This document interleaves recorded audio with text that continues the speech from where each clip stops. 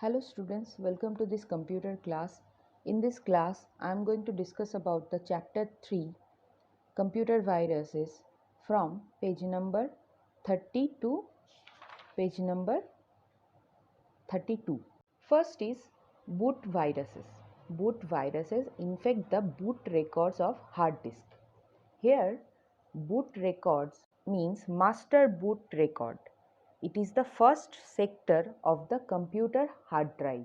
It tells the computer how to load the operating system and how the hard drive is partitioned. So this is the use of boot record. Generally, boot viruses are considered more dangerous than program viruses. Example of boot viruses are Danish boot, devil.941, disk killer, etc. Next is macroviruses. A macro is a set of commands written by the user to be executed later. For example, if you execute a set of commands, often in MS Excel or MS Word, you can save the set of command as a macro. So, macro is an option in MS Word and MS Excel through which we can execute a set of commands. A macrovirus uses the macro language for its program. These viruses infect data files. For example, MS Word and MS Excel files are susceptible to macrovirus attack. Susceptible means these files are more vulnerable to attack, as these programs allow the user of macros. Macroviruses spread rapidly as user share infected document. Example of macroviruses are Melissa, Concept, Nuclear, etc. Next is malware.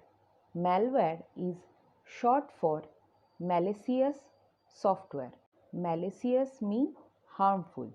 The word refers to any program that infiltrates and harms a computer without the user's consent. So, malwares enter and gain access of the computer system and also harm the computer system without users' knowledge. Malware is a general term that includes computer viruses, worms, Trojan horses, spyware, and spam.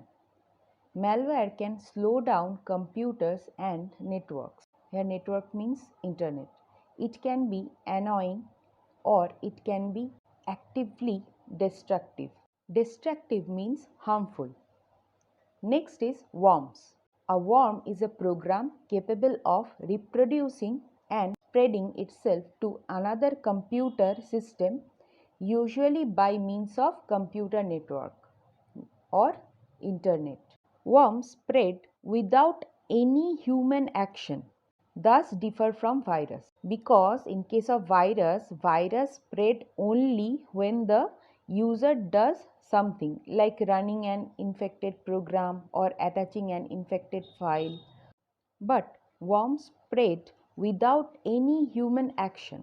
A worm emails copies of itself to other computers, infects them, and then uses the address book of the infected computer to spread further.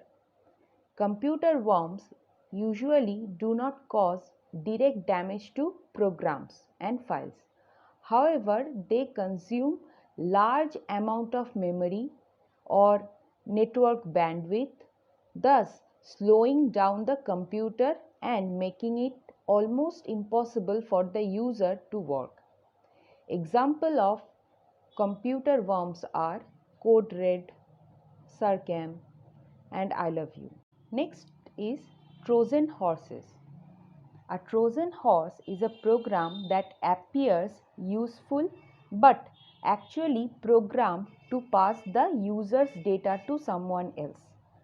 Trojan horses attempt to steal and pass on confidential information about the user, such as passwords, credit card numbers. They do not reproduce by infecting other files. or by self-replicating like viruses and worms. So, Trojan horse viruses cannot make copies of itself. A Trojan horse enters a computer system because a user installs it under the wrong impression that it is a useful and harmless program. When a Trojan horse is activated, it typically changes existing desktop icon or creates new one. It may also delete important system files. Its main aim, however, to steal sensitive information stored on the infected computer. Some popular Trojan horse are NetBus, Sub7, Beast, Zeus, etc. These are the popular Trojan horse programs. Next is spyware. Spyware refers to computer programs that secretly gather information about the user and relay it to advertisers or other interested parties. So, spyware refers to the computer program that secretly gather information about the user and transfer those information to the advertisers and other interested parties. They are also called spy bots or tracking software. Spyware is often installed without the user's consent. When the user downloads something from the internet and when the user clicks on something in a pop-up window that appears while browsing. Spyware can consume a lot of memory and making the computer very slow and difficult to work with. The biggest problem with spyware is that it can steal your information and misuse your computer. Next is spam. Spam refers to unsolicited and unwanted email. Unsolicited means unwelcome. It may carry advertisement or serve as a means of spreading malware like viruses and worms. Some way of avoiding spam are: do not give your email address to unknown people. Use the spam filter of your email program to block unwanted emails. Delete spam mails without reading them. That's all for today's class. Thank you.